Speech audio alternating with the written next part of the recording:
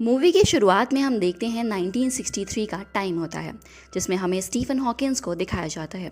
वो बहुत यंग दिख रहे होते हैं, जो कि अपने दोस्तों के साथ किसी पार्टी में कैम्ब्रिज यूनिवर्सिटी जा रहे होते हैं, जहाँ पर उनके बहुत सारे ब्रिलियंट दोस्त आए होते हैं।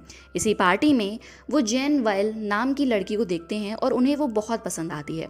फिर वो उसके पास जाते हैं और अपना नाम बताते हैं। फिर जेन भी अपना इंट्रोडक्शन देती है। फिर वो उनसे पूछती है कि वो अभी क्या स्टडी कर रहे हैं। तो स्टीवन कहते हैं कि वो कॉस्मोलॉजिस्ट की स्टडी कर रहे हैं, जिसमें वो स्पेस के बारे में पढ़ते हैं। तो फिर जेन भी बताती है कि वो लिटरेचर की स्टूडेंट है और काफ़ी रिलीजियस भी है।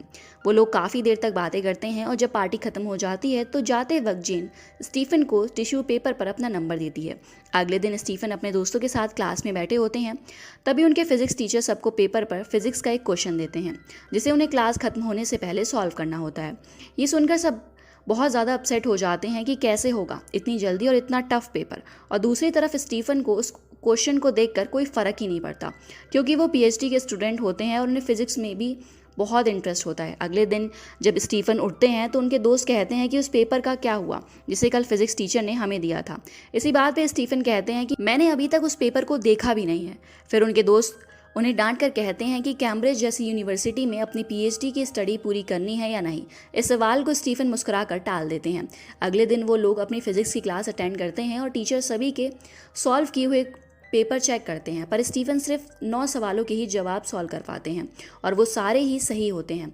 ये देखकर सब चौंक जाते हैं, क्योंकि स्टीफन का इंटरेस्ट फिजिक्स में कुछ खास नहीं होता है। इसीलिए उनके टीचर जानबूझ के ये पता करने की कोशिश कर रहे होते हैं कि उनका इंटरेस्ट किस चीज़ में है। उसके बाद उनके टीचर उन्हें फिजिक्स लैब में ले जाते हैं, जहाँ पर साइंटिस्ट जे थॉमसन ने रिसर्च किया था और साइंटिस्ट रदरफोर्ड ने पहली बार एटम को स्प्लिट किया था। फिर वो स्टीफन को कहते हैं कि वो कुछ ग्रेजुएट स्टूडेंट्स को उनके साथ नेक्स्ट वीक लंदन ले जा रहे हैं और वहाँ पर वो रॉजर पेनरोज नाम के एक फेमस मैथमेटिशियन के लेक्चर को अटेंड करेंगे। उसके बाद हम स्टीफन को चर्च के बाहर बैठा हुआ देखते हैं। फिर जेन चर्च से बाहर आती है और वो उससे बात करने लगते हैं। फिर वो उसे अपने घर लंच पर इनवाइट करते हैं। धीरे धीरे दोनों एक दूसरे को डेट करने लगते हैं और जेन भी स्टीफन के फैमिली के साथ टाइम स्पेंड करती है। फिर वो पार्टी भी अटेंड करते हैं। अब अगले दिन स्टीफन अपने कुछ दोस्तों के साथ लंदन जा रहे होते हैं, पर तभी सीढ़ियों से चढ़ते हुए उसका पैर लड़खड़ाने लगता है। तब भी वो ट्रेन में पहुंच ही जाते हैं, जिसके बाद सब लोग पहुंचकर रॉजर पेनरोज का लेक्चर अटेंड कर रहे होते हैं और स्टीफन भी बहुत गौर से सुन रहा होता है। लेक्चर खत्म होने के बाद स्टीफन ब्लैक होल की थ्योरी के बारे में सोचने लगते हैं और अपने थीसिस सामने रख के सोचते हैं कि शायद ब्लैक होल यूनिवर्स का ही कोई हिस्सा है, लेकिन इस बारे में बहुत कम लोग जानते हैं। पर स्टीफन को इस टॉपिक पे पढ़ने में और क्वेश्चन सॉल्व करने में बहुत इंटरेस्ट हो गया था। फिर वो जेन से मिलते हैं और उसे भी इसके बारे में बताते हैं कि अगर आइंस्टाइन की रिलेटिविटी थ्योरी सही हो तो उसके मुताबिक हमारा यूनिवर्स हर पल एक्सपेंड करता है, और अगर हम इतने टाइम से पीछे जाएं तो हमें पता चलेगा कि यूनिवर्स सिर्फ एक डॉट से इतना एक्सपेंड हुआ है। जब यूनिवर्स बना था तो वो एक छोटा सा डॉट था, लाइट और एनर्जी का। जैसे जैसे वो बढ़ता गया वो ठंडा होता गया। फिर ये छोटे छोटे पार्टिकल्स एक साथ जुड़ गए और फिर एटम फॉर्म हुआ। उसके बाद बहुत सारे एटम्स मिलकर स्टार्स और गैलेक्सी में चेंज हो गए। लेकिन जैसे जैसे स्टार्स और गैलेक्सी एक दूसरे के साथ क्रैश होते गए और उनमें से काफ़ी ज़्यादा एनर्जी रिलीज होती गई, और उसी सर्ज ऑफ एनर्जी की वजह से एस्टेरॉइड्स, कॉमेट्स, प्लैनेट्स और ब्लैक होल फॉर्म होते गए, और इसी को द बिग बैंग थ्योरी कहते हैं। फिर एक दिन स्टीफन अपने कॉलेज से अपने घर जा रहे होते हैं कि तभी अचानक से उनका पैर मुड़ जाता है और वो सीधा गिर जाते हैं। फिर उन्हें हॉस्पिटल ले जाया जाता है और डॉक्टर उनका काफ़ी चेकअप करते हैं और बताते हैं कि उन्हें एक डिजीज़ है जिसमें उनके ब्रेन की कुछ ऐसी सेल्स जो मसल्स कंट्रोल करती हैं वो धीरे धीरे मर जाएंगी। मतलब कि कुछ समय बाद वो खाना पीना, हंसना, बोलना और यहाँ तक कि सांस लेना भी नहीं पाएंगे, और उस बीमारी का कोई भी इलाज नहीं था। ये सब सोचकर स्टीफन बहुत ज़्यादा स्ट्रेस में आ जाते हैं और उन्हें बताया जाता है कि उनके पास ज़्यादा से ज़्यादा 2 साल हैं ज़िंदा रहने के लिए। स्टीफन पूछते हैं कि इस बीमारी से उनके दिमाग पर क्या असर पड़ेगा, तो डॉक्टर कहते हैं कि उनका दिमाग जैसा अभी है वैसा ही रहेगा। फिर वो अपने दोस्तों से भी थोड़ा अलग रहने लगते हैं, क्योंकि उनके पास उनके काम के लिए बहुत कम टाइम होता है। वो अपना सारा टाइम अपने काम में लगाना चाहते हैं ताकि वो एक मीनिंगफुल डिस्कवरी कर सकें।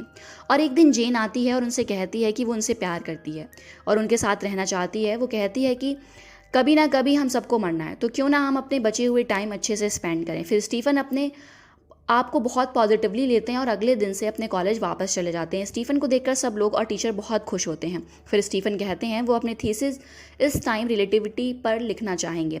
वहीं जेन और स्टीफन एक दूसरे के साथ रहने के लिए शादी कर लेते हैं, जिसके बाद उन्हें जल्दी एक बेबी भी होता है जिसका नाम वो लोग रॉबर्ट रखते हैं। लेकिन स्टीफन की हालत दिन ब दिन बिगड़ती ही जा रही थी। अब भी वो अपने क्लास अटेंड करना नहीं छोड़ते हैं और उनकी लिखी हुई थ्योरी के बारे में पढ़कर उनके प्रोफेसर्स उनकी काफ़ी तारीफ़ करते हैं। फिर स्टीफन कहते हैं कि उन्हें बस इस थ्योरी को प्रूव करना ही रह गया है। अब स्टीफन को एक बेबी गर्ल होती है जिसका नाम वो ल्यूसी रखते हैं, लेकिन उसके साथ साथ स्टीफन की भी हालत ख़राब होने लगती है। उनके हाथ और पैर काम करना बंद हो जाता है। तब उन्हें व्हीलचेयर का सहारा लेना पड़ता है, पर फिर भी वो और उनकी पत्नी ने हार बिल्कुल भी नहीं मानी थी। 4 लोगों का छोटा सा परिवार था, वो लोग बहुत खुश थे। फिर एक दिन जेन स्टीफन को स्वेटर पहना रही होती है, तभी ल्यूसी रोने लगती है और जेन उसे वहीं छोड़कर ल्यूसी के पास चली जाती है। तभी स्वेटर स्टीफन के सर में अटका होता है और स्वेटर के होल चिमनी की आग दिख रही होती है। तभी स्टीफन को वो देखकर एक आइडिया आता है। फिर अगले दिन जेन स्टीफन को यूनिवर्सिटी लेकर जाती है। वहाँ स्टीफन अपने बहुत सारे प्रोफेसर्स के सामने उसी थ्योरी पर लेक्चर देता है। फिर वो अपनी थ्योरी को सबके सामने डिस्क्राइब करता है, जहाँ पर वो ब्लैक के इवेंट हॉरिजन के बारे में बताते हैं और वो बताते हैं कि ब्लैक होल के स्था पर बहुत ही ज़्यादा थर्मल रेडिएशंस होता है, यानी कि ब्लैक होल के आसपास के कुछ पार्टिकल्स उससे बच के आगे निकल जाते हैं और इसी की वजह से वो ब्लैक होल नहीं रहता। वो दरअसल एक हीट रेडिएशन की वजह से ग्लो करता है और इसी एनर्जी की वजह से हम ब्लैक होल को देख सकते हैं और ब्लैक होल रेडिएशंस एमिट करता है। ये ब्लैक होल पर एक बड़ी डिस्कवरी होती है। फिर ब्लैक होल का दूसरा लॉ बन जाता है और स्टीफन हॉकिंस का नाम पूरी दुनिया में फेमस हो जाता है। उसके बाद वो अपनी एक बुक लिखते हैं, स्टीफन्स रेडिएशन, जिसमें उनकी सारी थ्योरी और पॉइंट्स लिखे होते हैं। फिर काफ़ी दिनों बाद स्टीफन्स अब प्रोफेसर बन चुके होते हैं। वहीं पर रॉबर्ट और ल्यूसी भी बड़े हो चुके थे और स्टीफन की हालत और भी ख़राब हो चुकी थी। वो खाना भी नहीं खा पाते थे ठीक से और अक्सर खाना को उन्हें घोटना पड़ता था। इसकी वजह से जेन बहुत परेशान हो गई थी और अपने बच्चे और काम पर कंसंट्रेट नहीं कर पा रही थी, ना ही खुद की सारी हॉबीज़ फॉलो कर पा रही थी और बहुत ज़्यादा फ्रस्ट्रेट हो जाती थी। स्टीफन उसे कहते हैं कि अगर वो किसी भी प्रॉब्लम में हो तो बता सकती है। फिर वो फ्रस्ट्रेशन को दूर करने के लिए अपने चर्च की म्यूज़िक क्लास फिर से ज्वाइन कर लेती है, जहाँ पर उसकी मुलाकात जोनाथन नाम के एक आदमी से होती है जिसकी पत्नी कुछ समय पहले ही डेथ हो गई थी और उन दोनों में काफ़ी अच्छी दोस्ती हो जाती है। फिर एक दिन जेन जोनाथन को अपने घर डिनर के लिए इनवाइट करती है। आगे जेन जोनाथन रॉबर्ट को पियानो भी सिखाता है और एज अ टीचर उसके कामों में भी काफ़ी मदद करता है। उनके बच्चों के साथ टाइम स्पेंड किया करता था। उसके कुछ समय बाद स्टीफन और जेन को फिर एक बेबी होता है जिसका नाम वो टाइमोथी रखते हैं और वो एक पार्टी रखते हैं। लेकिन उस पार्टी में स्टीफन की माँ जाने पर इल्ज़ाम लगाती है कि बच्चा ज़रूर जोनाथन का है, क्योंकि वो लोग क्लोज फ्रेंड हैं और स्टीफन के दोस्त भी यही पूछने लगते हैं कि ये बच्चा उसका है या किसी और का। इस बात से स्टीफन को भी काफ़ी बुरा लगता है। ये सब जोनाथन भी सुन लेता है और वो वहाँ से जाने लगता है। तभी जेन आकर उसे रोकती है। फिर दोनों भी अपनी फीलिंग्स जाहिर करते हैं और दोनों भी एक दूसरे को पसंद करते हैं और इसी बात की वजह से कुछ दिनों बाद जोनाथन वहाँ से जाने लगता है, क्योंकि उसे कोई प्रॉब्लम नहीं चाहिए थी। स्टीफन ये सब जानते थे, पर वो ये भी नहीं भूलते हैं कि उनके बुरे वक्त में जेन ही उनके साथ थी। उसी ने उनकी सारी हेल्प की थी। डॉक्टर ने तो उन्हें 2 साल ही दिया था, लेकिन जेन के प्यार और उसके ख्याल रखने से वो अभी तक जी रहे थे। फिर स्टीफन जोनाथन के साथ चर्च में मिलते हैं और कहते हैं कि मेरे परिवार को तुम्हारी ज़रूरत है और जोनाथन उनकी एक दोस्त की तरह मदद करने लगता है। फिर एक दिन स्टीफन को एक दूसरे शहर में ओपेरा के लिए इन्वाइट किया जाता है और पर अचानक से उनकी तबीयत ख़राब होने लग जाती है और उन्हें वहाँ से हॉस्पिटल ले जाया जाता है। तभी डॉक्टर जेन को बताते हैं कि स्टीफन को निमोनिया हो गया है और अगर उनकी जान बचानी है तो उनके गले में पाइप लगाना होगा, जिससे वो कभी बात नहीं कर पाएंगे। फिर स्टीफन उन्हें पाइप लगाने की परमिशन दे देती है, जिसके बाद स्टीफन कभी बोल नहीं पाते, उनकी बोलने की एबिलिटी ही चली जाती है। तब जेन एक स्पेलिंग बोर्ड की हेल्प से उनसे बात करने की कोशिश करती है, लेकिन काफ़ी समय तक जेन बात ही नहीं कर पाती है और वो काफ़ी अपसेट भी होते हैं। और कुछ समय बाद स्टीफन की बातों को समझने के लिए एलन नाम की एक नर्स रखी जाती है जो कि बहुत ही इंटेलिजेंट स्मार्ट होती है। एलन उन्हें पेशेंट्स की तरह नहीं ट्रीट करती, क्योंकि वो एक ब्रिलियंट इंसान होते हैं, तो वो उन्हें वैसे ही ट्रीट करती है और उनकी काफ़ी अच्छी दोस्त हो जाती है।